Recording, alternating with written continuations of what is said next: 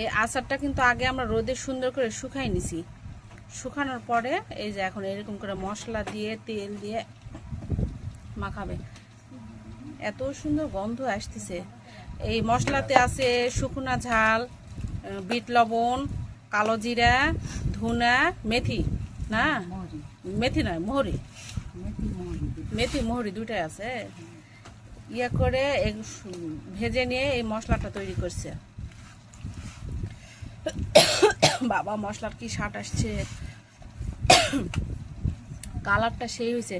রাতের বেলা মাখছে এই জন্য কালারটা কিন্তু আপনারা বুঝতে পারছেন নাকি জানি না, কিন্তু অনেক সুন্দর কালার হয়েছে।